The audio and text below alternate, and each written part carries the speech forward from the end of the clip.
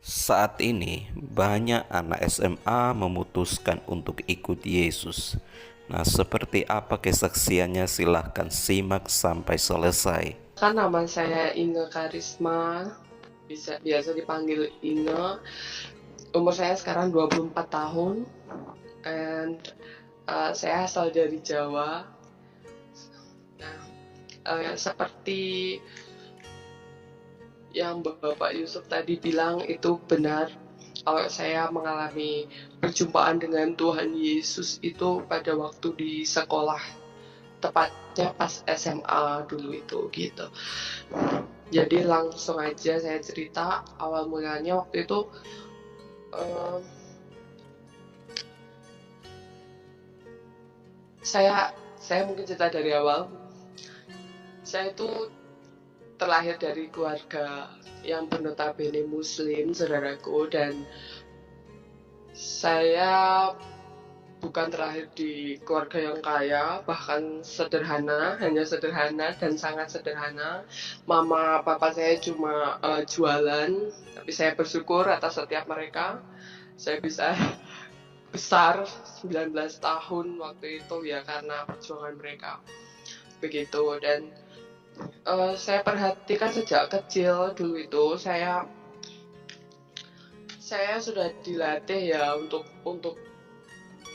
membantu kedua orang tua saya gitu. Maksudnya kayak pada waktu SD seperti itu, saya nggak pulang sekolah kayak gitu, main gitu kayak anak-anak yang lain kayak gitu, enggak, saudaraku. Tapi ya pulang sekolah, tidur siang juga enggak, tapi bantu kayak ngiris-ngiris wortel gitu, ngiris kentang seperti itu.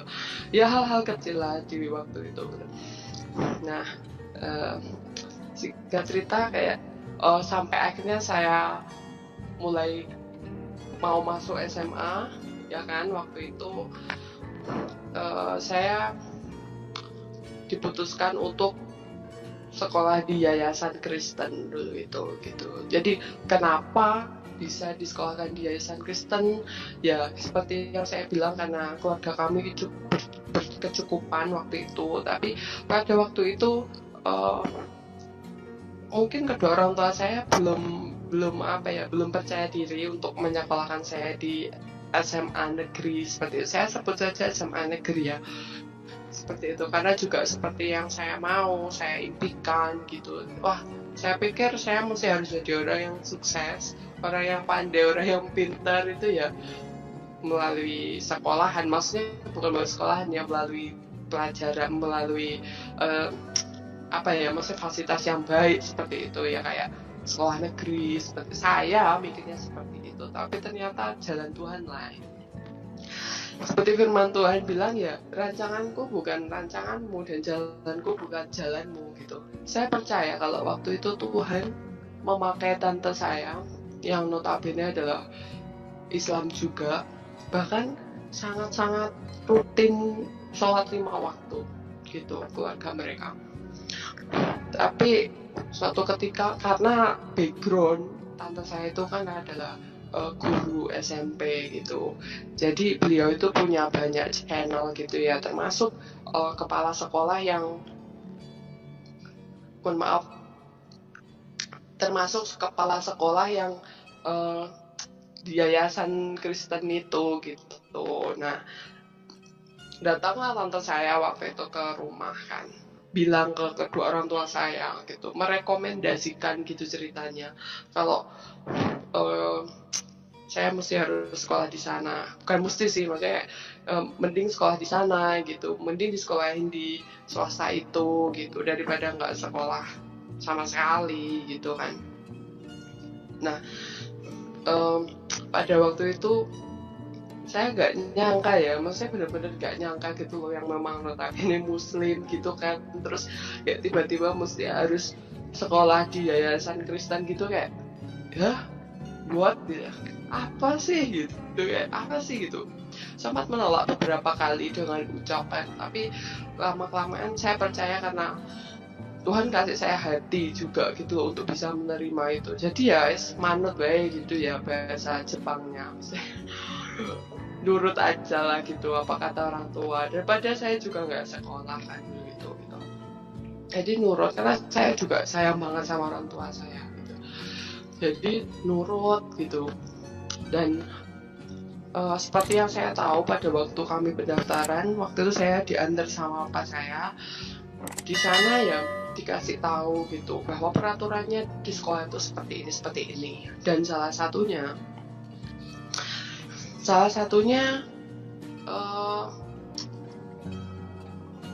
ini setiap murid, setiap siswa itu harus mengikuti pelajaran agama Kristen, of course ya, agama Bible gitu, harus mengikuti pelajaran Bible study gitu, yang apa ya, katanya Alkitab gitu, mempelajari Alkitab gitu. Cuma sekedar untuk get nilai rapot.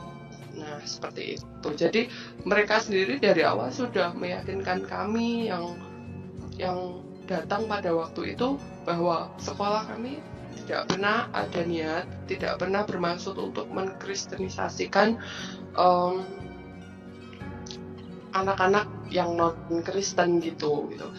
Tapi mereka memfasilitasi, maksudnya sekolah itu ada, saya percaya memang untuk menjadi berkat gitu untuk kami kalangan yang menengah ke bawah pada waktu itu gitu loh. Karena saya pikir dari semua sekolah yang ada di desa, di kampung saya pada waktu itu, sekolah ini terbilang sangat murah gitu loh.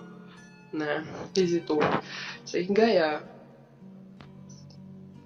singkat cerita, saya mau gitu sekolah di sana. Dan hari demi hari mulai sekolah di sana, saya mengikuti pelajaran seperti itu. Maksudnya setiap ada agama gitu. Karena ya yang saya tahu itu sekedar kayak meringkas gitu, setiap perikop seperti itu. Cuma ya setelah ke bahasa Indonesia seperti itu, cuma kayak tarik kesimpulan gitu. Saya sama sekali nggak ada ketertarikan untuk saya berpikir pindah agama, terus kayak apa namanya, nggak ada, maksudnya memang benar-benar nggak ada kepikiran untuk pindah agama, bahkan tertarik saja nggak gitu. Justru sebalik daripada itu, saya benar-benar meyakinkan diri saya sendiri pada waktu itu bahwa wah, sekolah di Kristen gitu, nggak, pokoknya sampai nazar lah, janji lah bahwa saya nggak akan pernah masuk ke Kristen gitu, nggak akan pernah jadi, nggak pernah murtad istilahnya seperti itu gitu. Tapi ya saya salah gitu, sok ngerti gitu loh dengan jalan hidup saya gitu. Nah,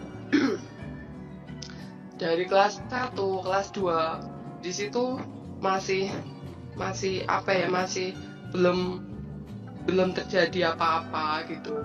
Jadi saya sampai ingat di satu kali sedang berlangsung pelajaran waktu itu, guru Bible saya nanya gini, bukan nanya saya ya, maksudnya nanya semua siswa yang ada di kelas pada waktu itu, tapi satu persatu gitu secara inklusif, dan ditanya seperti ini, apakah kamu percaya bahwa Tuhan Yesus adalah satu-satunya juru selamat di dunia ini? Of course, teman-teman saya semua yang Kristen bilang, iya, saya percaya dong. Jatuh tadi saya pada waktu itu, giliran saya bilang enggak gitu loh. Saya bilang enggak gitu. Saya dibalik tanya orang, kenapa enggak gitu? Iya, gitu. Karena Allahku adalah Allahku dan Allahmu adalah Allahmu, saya jawab seperti itu. Tapi ya dengan pengertian yang seadanya, maksudnya seperti apa yang diwariskan dari agama saya lalu, dari kecil, maksud saya dari lahir seperti itu, saya nggak mengenal gitu loh, saya nggak tahu sesungguhnya siapa pencipta saya itu gitu. Nah, dan kalau mau ditarik mundur, saya bisa dikatakan ya, kami sekeluarga itu kayak saya yang paling banyak untuk apa ya namanya, kayak mencari, maksudnya kayak sholat seperti itu, kayak ya baca Al-Quran seperti itu. Tapi jujur ya saudaraku, saya tuh nggak ngerti gitu, saya nggak ngerti gitu. Sekalipun saya melakukan ibadah itu, saya nggak ngerti gitu loh, siapa sih yang saya sembah seperti itu. Terus baca Al-Quran juga apa sih artinya gitu loh, benar-benar tidak tahu gitu loh, tidak nggak ngerti gitu, memang blind gitu maksudnya. Nah, sejak hari itu ketika kami debat argumen gitu loh, dengan pengertian saya yang apa adanya itu tadi, bahkan satu hal yang buat saya sampai ingat sampai hari ini, beliau katakan bahwa ya segala yang tertulis di dalam Alkitab itu kita percaya gitu. Karena apa gitu? Karena Tuhan kami Tuhan yang hidup, dia bilang seperti itu. Saya makin gak ngerti, saudara, aku ngomong apa sih ini orang gitu. Ngomong apa sih gitu. Dan ya apa namanya, sampai ya bilang, maksudnya setiap perkataan mereka itu ada buktinya gitu loh. Ya buktinya apa ya, ini firman ini yang kami percaya gitu loh. Jadi apa yang Alkitab sudah tulis itu bukan syukur ditulis seperti itu tuh enggak gitu, tapi memang benar-benar bisa dibuktikan gitu loh, dengan sejarah pun juga bisa gitu loh. Sampai hari ini juga kita tahu Yerusalem ada, Israel ada gitu loh, dan di sana tempat di mana Yesus itu lahir gitu loh. Nah, seperti itu. Nah, sampai singkat cerita, sampai akhirnya kelas 2, sekitar kelas 2 SMA waktu itu, kami di sekolahan kami waktu itu kan, salah satu aturannya juga setiap siswa mesti harus mengikuti ibadah gitu, maksudnya kebaktian gitu di setiap weekend gitu, di setiap hari Sabtu gitu, tanpa terkecuali gitu. Jadi ya kita ikut-ikut aja gitu ya, kayak apa ya, kalau bahasa saya elok-elok bawang gitu ya. Mungkin 1-2 orang ada yang ngerti ya, seperti itu ya, elok-elok bawang aja gitu, masuk aula ya duduk, cuma memang nggak pernah perhatikan gitu. Sekalipun ada banyak guru-guru gitu, karena ya sudah berulang kali ya gitu loh, mereka ya khotbah seperti itu ya, nyembah, maksudnya ya nyanyi-nyanyi, tapi saya benar-benar nggak ngerti, dan saya sama sekali nggak ada ketertarikan gitu loh.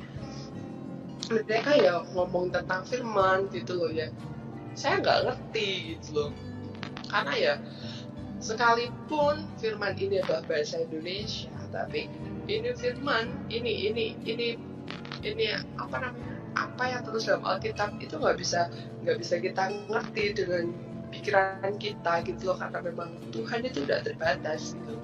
Jadi nggak bisa dengan apa namanya kita dengar terus kita tangkap seperti itu. Jadi waktu itu juga saya cuma mendengarkan gitu, maksudnya apa ya istilahnya, kayak masuk kuping kanan keluar kiri gitu, apa kebalik, pokoknya yang seperti itu.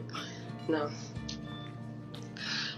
singkat cerita saudaraku, waktu itu lagi pujian, teman-teman saya yang pelayanan tuh bawa pujian itu, Bapa Sentuh Hatiku, mungkin ada yang tahu juga.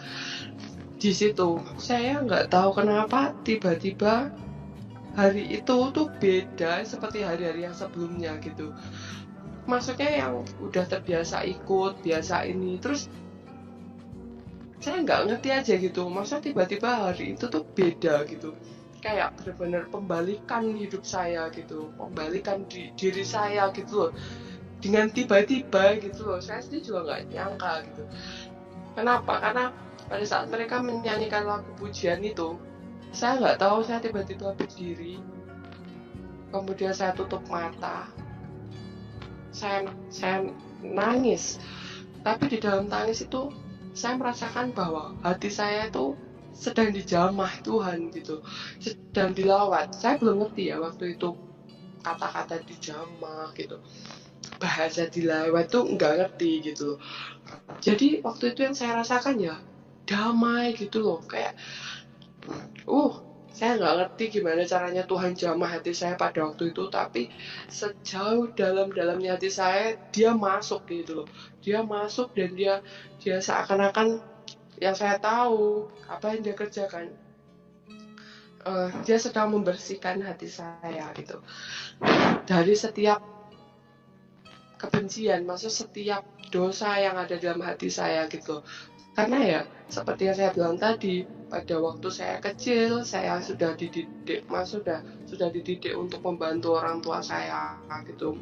Dia membuat melakukan pekerjaan kecil seperti itu, sampai buat main aja kan nggak ada waktu gitu loh. Jadi timbul iri hati lah gitu akan teman-teman yang lain gitu. Wah enak ya gitu. Jadi kayak compare gitu, jadi banding-bandingkan hidup dengan orang lain gitu, dengan teman-teman saya.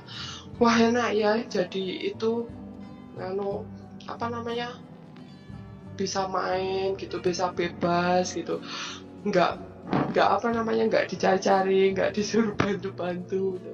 Mereka tidur siang, saya enggak gitu. Jadi saya kayak saya merasa ya kok nggak adil gitu hidup saya gitu. Kenapa gitu loh. Jadi tidak terima gitu loh dengan apa yang saya punya seperti itu. Dan sampai pada akhirnya yang paling terakhir yang nggak bisa saya terima yaitu kan ketika saya sekolah di yayasan Kristen itu tadi. Nah, di hari itu saya baru mengerti gitu, ketika dia datang menjamah hati saya, dia bersihkan segala luka-luka itu gitu dalam hati saya. Dia jamah, dia datang sebagai seorang yang mengasihi saya apa adanya saya gitu loh. Dia datang gitu, dia kayak yang saya lihat, maksudnya yang saya pikirkan, yang saya rasakan ya, ketika dia mengetuk hati saya, ya saya beruntungnya, saya membuat keputusan yang benar hari itu. Saya membuka hati saya sehingga dia boleh masuk mendapatkan saya. Jadi semenjak hari itu saya nangis, saya minta ampun, saya angkat tangan, Tuhan ampuni segala dosa-dosa saya gitu. Saya nggak tahu, saya merasa sangat-sangat berdosa hari itu gitu, dan saya benar-benar katakan, Tuhan, saya sebut dia Tuhan gitu, padahal saya nggak tahu siapa dia gitu. Itu luar biasa sekali, sudah sangat-sangat luar biasa. Saya membuat keputusan yang terbaik dalam hidup saya gitu, seumur hidup saya, makanya sampai hari ini ya pada hari itu gitu. Nah di situ selesai ibadah waktu itu, saya masuk ke kelas kita ya, murid-murid biasa kembali ke kelas masing-masing. Itu di sana saya masih nangis, saudaraku, sampai teman-temanku semua yang Kristen itu mereka nanya gini, kamu kenapa nangis? Sampai iya gitu, Tuhan mau nggak ya ini maafin dosa-dosa saya bilang gitu waktu itu. Terus mereka katakan gitu, mau nggak, pasti gitu, Tuhan Yesus itu baik, dia itu Bapa yang baik, dia selalu terima kita apa adanya, mereka bilang gitu. Nah semenjak hari itu saya nggak tahu ya, seperti hati saya kayak sudah terkail gitu sama dia, sekalipun saya belum pernah melihat dia dengan mata saya, bahkan saya nggak bisa pikirkan dia itu pribadi seperti apa gitu yang dikatakan Tuhan Yesus itu hidup. Saya nggak ada gambaran sama sekali gitu loh. Tapi hanya dengan modal satu iman yang Tuhan taruh dalam hati saya itu tadi, dia buat saya nggak bisa kemana-mana gitu. Nah semenjak hari itu saya mulai menetapkan hati saya mulai menetapkan langkah saya. Tapi saya percaya ya saudaraku, waktu itu bukan kuat gagah saya gitu, karena saya bilang sungguh-sungguh dia mengaruniai saya sedemikian rupa gitu loh, sehingga setiap hal yang sudah terjadi ke belakang itu bukan karena suatu kebetulan, tapi karena memang Tuhan sudah rencanakan itu semua gitu terjadi atas hidup saya gitu. Nah semenjak hari itu saya saya nggak menjamah agama saya yang lalu gitu. Saya nggak pernah lagi kepikiran untuk kembali ke sana gitu. Jangankan toh kembali, maksud saya kayak saya mau pegang Al-Quran saya udah nggak pernah gitu. Saya belum pernah, nggak ngerti, kayak udah gone gitu aja gitu, kayak udah nggak kepikiran lagi tentang kesana gitu. Jadi yang saya pikirkan ya, bagaimana cara saya bisa ke gereja, bagaimana cara saya bisa kenal siapa sih Yesus itu, apa sih yang ditulis dalam Alkitab itu gitu. Itu menjadi satu kehausan sendiri gitu buat saya pada hari itu. Nah, setelah hari itu saya saya terpaksa untuk bohong gitu ke orang tua saya. Kenapa? Karena saya harus mengejar dan mengembangkan gitu loh, mengembangkan iman saya kepada Yesus gitu. Jadi saya bilang tiap hari Sabtu saya bilang mau ada kelompok gitu, ada PR, kerjain PR di rumah temen gitu. Ya gitu. Itu berulang-ulang kali, ada beberapa kali ya, saya udah lupa, ada beberapa kali. Jadi saya pergi ke rumah teman saya, terus saya terpaksa bohong, saudaraku, kalau ini si teman saya ini nggak bisa ngantar pulang gitu, karena ini di sini hujan lah, mereka nggak ada motor lah, saya bilang gitu. Nah, jadi besok baru bisa diantar pulang gitu. Nah, besok itu kan hari Minggu. Maksud saya apa? Supaya saya bisa pergi ke gereja gitu. biar bisa pergi ke gereja gitu. Karena saking pengen taunya gitu, saking hausnya gitu. Saya nggak tahu gitu. Roh saya sangat nyala pada waktu itu gitu loh, menggebu-gebu, dan wis nggak peduli gitu loh, mau dibilang bohong, saya nggak mikir panjang pada hari itu gitu loh. Padahal saya tahu saya melakukan kebohongan kan gitu. Nah, hari demi hari setelah itu papa saya mulai curiga, karena kalau sebelumnya saya seperti makan aja nggak pernah berdoa, maksudnya bukan nggak pernah, maksudnya ya berdoa, tapi kalau dulu itu kan ya cuma ini baca seperti itu aja kan, juga nggak ngerti artinya apa juga. Baca aja gitu. Nah, tapi setelah saya terinspirasi, maksudnya untuk membangun hidup saya lebih baik lagi ya, dari hal kecil seperti itu saya mulai berdoa sebelum makan dan melipat tangan. Nah, dari situ papa saya mulai curiga kan gitu. Pada saat dia lewat gitu, dia lihat digobrak gitu kan mejanya, kamu ngapain gitu, waget saya. Doa gitu loh, doa sebelum makan, saya bilang gitu.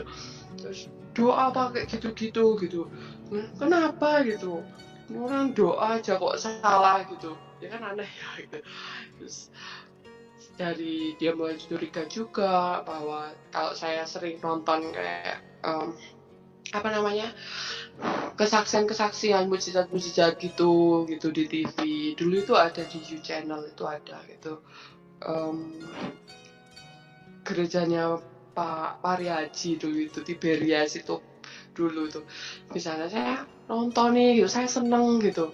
Tiap nyanyi saya juga ikut nyanyi gitu dulu itu. Nah, sampai di satu ketika papa saya mergoki, ada Alkitab di dalam kamar saya gitu. Jadi di atas meja belajar saya ada Alkitab gitu. Kemudian dia marah-marah waktu itu. Dia marah-marah, dia dia bilang, ini ya pasti gara-gara ini gitu. Kamu gak tahu apa yang dinamakan iman, orangnya sempat bilang gitu. Iman itu ya itu apa yang kamu percaya gitu. Dalam hati saya ya benar juga ya gitu. Iman itu memang apa yang kita percaya gitu.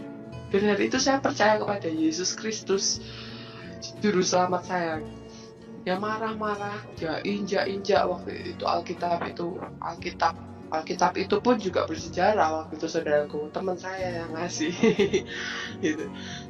Udah dikasih malah diinjak-injak, satu-satunya lagi kan, diinjak-injak, dirobek, terus pergi ke dapur terus dibakar. Hancur hati saya pada waktu itu, saudaraku. Saya nangis sekencang-kencangnya, terus balik ke kamar terus bilang seperti ini, kamu tuh anak nggak tahu diuntung, bilang gitu. Air susu dibalas air tuba, telur busuk, pokoknya segala kata yang menyakitkan seperti itu, sampai dia bilang juga, sekarang nama saya coret dari kartu, nama kamu saya coret dari kartu keluarga, dan saya cuma punya anak satu, karena waktu itu saya cuma 2 bersaudara kan, saudara gitu. Nah, ya marah, terus saya hari itu saya memutuskan untuk pergi dari rumah, karena memang sangat tidak memungkinkan untuk tetap tinggal di rumah gitu loh. Nah, dari mereka juga saya udah ditolak kok gitu loh, mereka tidak menerima saya lagi, ya buat apa kan saya di rumah gitu. Saya pergi dari rumah, dan semenjak hari itu banyak ceritanya. Saya merantau, saya pernah ke Kupang gitu, saya nggak pernah lagi di rumah gitu, dan saya nggak pernah berkomunikasi dengan mereka lagi. Cukup lama ya waktu itu, kurang lebih 1 tahun, 1 tahun lebih kalau nggak salah, saya lupa. Tapi di balik itu saya juga nggak tinggal diam. Saya tahu saya masih harus tetap menghormati kedua orang tua saya gitu. Jadi ya saya berusaha, apa yang saya lakukan, saya tanya teman-teman saya tanya tetangga saya untuk cari nomor mereka, dan setiap kali tahu nomor mereka saya hubungi, mereka tahu bahwa itu saya gitu. Mereka nggak pernah mau merespons, mereka pasti ganti nomor, terus saya dapat lagi yang baru, mereka ganti lagi, dapat lagi yang baru, ganti lagi, ganti lagi, mau buat apa. Terus dengan berjalannya waktu hingga di satu titik saya pulang waktu itu, sebelum saya memutuskan untuk ke Bali ini. Nah, saya pulang di sana,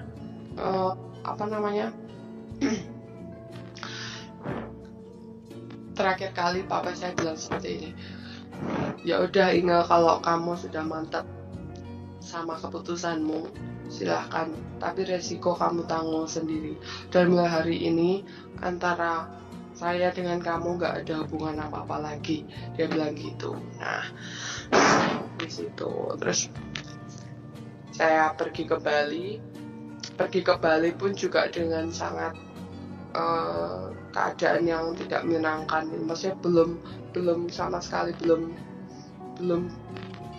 damai gitu loh, nggak dengan hati yang damai ketika saya pergi, karena ya masih banyak kepahitan sebenarnya yang belum dibereskan, masih sangat banyak hal-hal yang mungkin dari orang tua saya juga, kekecewaan itulah pokoknya, segala yang nggak enak itu belum beres gitu antara kami. Jadi saya pergi ke Bali dengan perasaan yang seperti itu gitu. Begitu juga orang tua saya juga masih sangat marah kan sama saya waktu itu. Singkat cerita, tahun 2015 itu saya udah di Bali. Saya ada dengan satu teman saya, ya baik sampai hari ini juga ada dengan saya. Di situ kami berdua ya mulai cari gereja bareng gitu. Terus 2015 itu saya juga memutuskan untuk dibaptis waktu itu di gereja GBI Rock. Sampai hari ini saya masih berjemaat di sana. Saya masih bergereja di GBI Rock. Nah,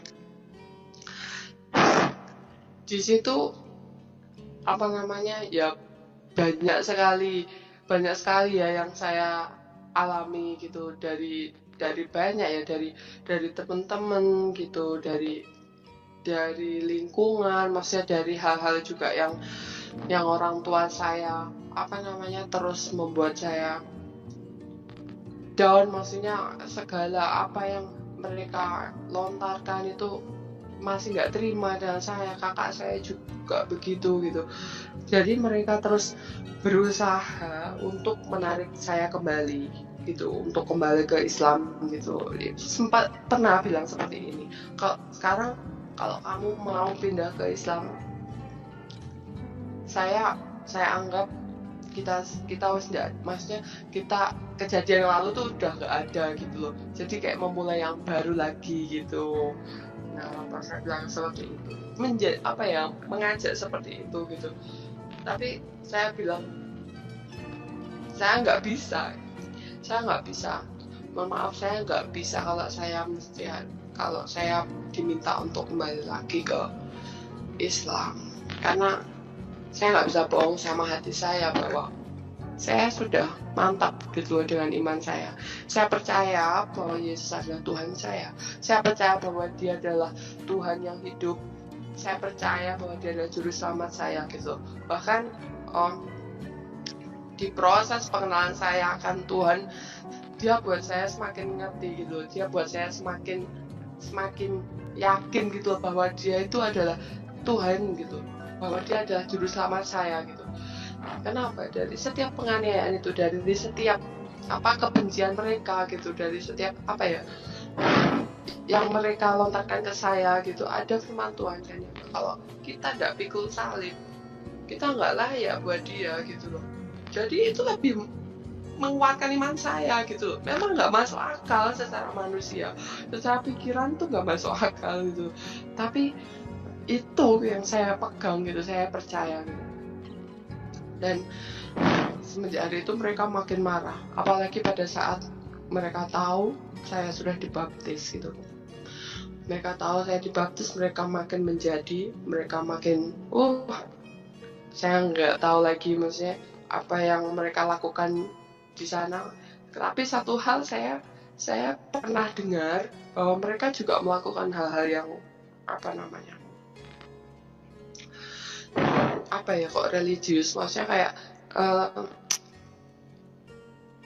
kedukunan gitu, maksudnya biar mereka pergi ke orang pintar, katanya orang pintar ya mereka bilang gitu, untuk untuk bisa menarik saya kembali gitu loh. Karena papa saya pernah keceplosan, maksudnya pernah bilang kalau saya akan lakukan apa saja supaya kamu bisa balik lagi gitu. Nah, saya jujur aja nggak ada ketakutan sama sekali waktu itu. Saya juga nggak tahu. Saya percaya itu bukan keluarga saya, tapi Tuhan yang melindungi saya. Tuhan yang benar-benar ada di dalam saya gitu waktu itu. Jadi kayak ya mental aja gitu buat saya gitu. Mau diguna-guna, mau di apa gitu. Ya saya percaya gitu. Meskipun mungkin mereka sudah melakukan itu, tapi ini maksudnya mau saya bilang bahwa kuasa Tuhan itu lebih besar gitu loh daripada itu semua gitu. Jadi apa yang saya imani, apa buktinya juga sampai hari ini saya tetap berdiri di sini. Saya belajar untuk tetap setia gitu mengikut Dia. Meskipun nggak mudah, memang nggak mudah, pasti nggak mudah. Nah, singkat cerita, di situ menjelang tahun 2016 akhir kalau nggak salah. Di situ saya nggak tahu gimana caranya Tuhan bawa orang tua saya ke sini gitu. Tapi sepanjang tahun itu, sepanjang sebelum beliau datang ke Bali ini, saya terus bawa mereka ke dalam doa. Saya terus berharap sama Tuhan gitu loh. Pokoknya terserah Tuhan, jadilah sesuai kehendakmu Tuhan, mau mama bapak mau nerima aku lagi apa enggak. Saya nggak butuh penerimaan manusia, ya sekalipun itu orang tua saya gitu. Yang penting Tuhan terima aku, karena Dia berfirman, Dia bilang, aku nggak akan meninggalkan kamu sebagai yatim piatu. Aku nggak akan membiarkan kamu sendirian. Aku akan kembali lagi kepadamu. Aku akan jemput kamu. Itu kayak sudah cukup gitu buat saya gitu. Udah, wah makasih Tuhan gitu. Dia juga mengajari saya di dalam kesendirian saya dalam kesepian saya, di dalam bahkan di dalam sakit yang waktu itu pernah kos sendiri yang nggak ada temen, itu kayak nggak ada TV, nggak ada apa-apa, itu kayak pada saat sakit terus nggak ada orang terdekat gitu ya, nggak ada orang yang perhatian kita, pasti kita sedih ya. Pada waktu itu saya seperti itu, dan kayak cuma ketap-ketip ngeliatin tembok gitu, nangis gitu. Tapi saya tahu Tuhan ada sama saya di situ waktu itu gitu. Nah, singkat cerita sampai tahun 2016 itu saya nggak ngerti, tiba-tiba pas saya pulang kerja sore itu, teman saya percaya banget bahwa Roh Kudus yang menggerakkan hati teman saya itu tetangga saya, teman saya sejak kecil. Karena kalau ditarik mundur, kami itu selama saya merantau ke Bali kami nggak pernah komunikasian. Tapi pada hari itu dia tiba-tiba chat saya, Mbak, Bude pergi loh ke Bali gitu. Terus saya kaget, hah gitu, masa gitu, sama siapa? Saya bilang sendiri gitu. Oh, Om nggak ikut? Saya tanya gitu. Enggak gitu, Bude sendiri gitu di situ. Nah, saya campur aduk, jujur waktu itu perasaan saya, hati saya rasanya campur aduk ya, seneng gitu, senangnya karena ya udah lama kan nggak pernah ketemu gitu, kangen gitu. Tapi satu sisi juga ya takut ya apa namanya ya, ada ketidakberanian itu tadi untuk menghadap dia, untuk ketemu sama mama gitu, karena ya saya tahu dia sangat marah sama saya gitu, saya tahu dia enggak apa namanya, belum bisa menerima saya gitu. Tapi saya lawan gitu hari itu. Sebelum saya menemui mama saya doa, saya bilang pokoknya saya nggak ada kekuatan apa-apa Tuhan, tapi saya pengen ketemu mama gitu. Simple gitu ya, benar-benar belum bisa doa juga waktu itu gitu kan. Jadi kayak doa ya padanya, kayak benar-benar ngomong sama Tuhan gitu ya, saya nggak punya kekuatan apa-apa Tuhan, tapi saya mau ketemu sama mama gitu di situ. Terus ketemu, benar masih sangat marah, bahkan masih sangat nolak ya, nangis lah ya, bilang saya kesini nggak nemuin kamu gitu, karena kakak saya kan juga di Bali gitu, kakak saya juga di Bali sebelum saya kesini, bahkan mereka sudah lebih dulu ke Bali gitu, merantau di Bali gitu. Jadi dikatakan katanya cuma untuk jenguk kakak saya gitu sama cucunya gitu. Nah, di situ marah-marah gitu. Tapi semenjak hari itu saya nggak sekali itu aja, saya terus hampiri mama saya gitu, terus tak ini sampai pada akhirnya ikut papa saya nyusul ke Bali gitu.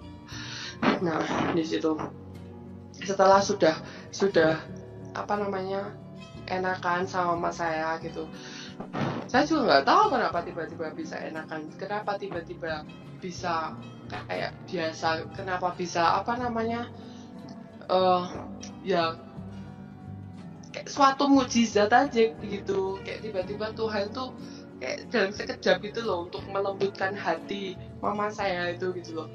Jadi ya kayak biasa gitu, sampai akhirnya papa saya datang ke Bali itu tadi. Terus itu juga baru pertama kalinya lagi setelah sekian lama nggak pernah ketemu papa saya. Yang saya bilang terakhir ketika kita ketemu itu tadi, orangnya bilang apa namanya, ya itu tadi, terserah saya kan, saya mau gimana, tapi mulai sekarang kita nggak ada hubungan apa-apa, bilang gitu. Tapi pada hari itu, pada saat ketemu, saya melihat orangnya tuh sangat-sangat beda gitu loh. Maksudnya dalam arti entah apa yang dilakukan Tuhan sehingga pada saat papa saya kesini tuh sudah benar-benar beda gitu. Dramatis, saya udah nggak merasakan dia marah gitu, dia apa gitu, saya nggak merasakan itu sebenarnya. Jadi ketika pertama kali ya pasti canggung ya, sangat-sangat canggung, terus tegang, terus kayak padahal ini bapaknya sendiri gitu, ini bapak sendiri tapi kayak orang asing gitu loh, mau buka mulut aja tuh susah banget. mau say hi aja kok ya kayak kayak terikat ini pokoknya, ini mulut itu waktu itu. Tapi ya saya akhirnya tanya, saya beranikan diri, saya tanya, Pak gitu, sejak kapan gitu, sejak kapan datang gitu. Dan ternyata surprise-nya orangnya tuh jawab dengan sangat biasa, maksudnya dengan sangat lugu, maksudnya kayak iya kemarin gitu, seolah nggak pernah ada apa-apa gitu, nggak terjadi kekacauan apa-apa gitu. Nah di situ hari demi hari terus saya berusaha untuk mengajak mereka tinggal bareng sama saya waktu itu. Puji Tuhan juga mereka mau, dan di momen itu saya buat untuk ngomong baik-baik gitu, membereskan tentang apa yang sudah berlalu. Saya bilang saya terima kasih gitu, karena dari sekolah ini tuh justru saya menemukan gitu, saya boleh bertemu dengan siapa pencipta saya sebenarnya, saya bilang gitu. Dan tapi di sana nggak mudah gitu aja terus oh iya sama-sama, itu nggak bilang seperti itu. Kalau gitu ya enak banget. Enggak, tapi malah drama, malah salah gitu loh, mereka nangkapnya tuh salah gitu. Apa yang mau saya ungkapkan ke mereka, bahwa saya tuh justru bersyukur, bahwa saya berterima kasih karena juga karena juga dari tante saya itu tadi saya pokoknya berterima kasih dalam banyak hal itu tadi. Nah di sana mereka marah-marah, tambah marah-marah gitu, terus sempat meledak hari itu, terus sempat ini gitu. Tapi ya tidak dalam hitungan lama, besoknya terus mereka puji Tuhan sudah mau bisa menerima saya gitu. Saya percaya bukan kuat gagal saya sih gitu loh, meskipun saya dibilang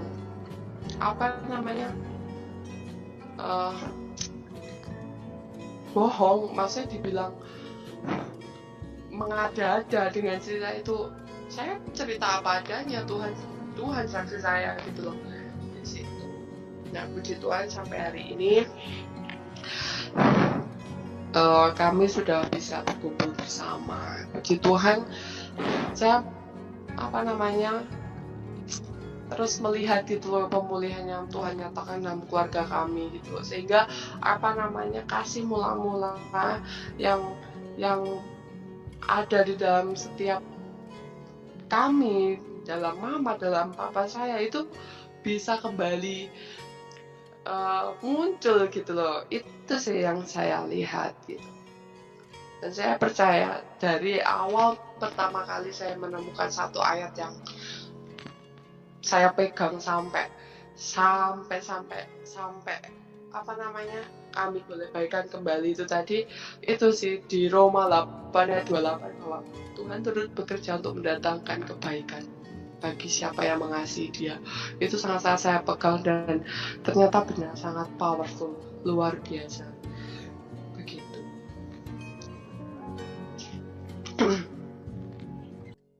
Iya, puji Tuhan, kesaksian yang sungguh sangat luar biasa, bahwa bagi Tuhan tidak ada yang mustahil memilih dan memanggil orang-orang yang dikasihinya. Ya, silahkan sahabat Teva Kreatif untuk terus mendukung channel ini dengan like, komen, dan subscribe. Tuhan Yesus memberkati channel ini. Tuhan Yesus juga memberkati Bapak Ibu Saudara semua, keluarga, dan pekerjaan yang dimiliki saat ini. Tuhan Yesus memberkati.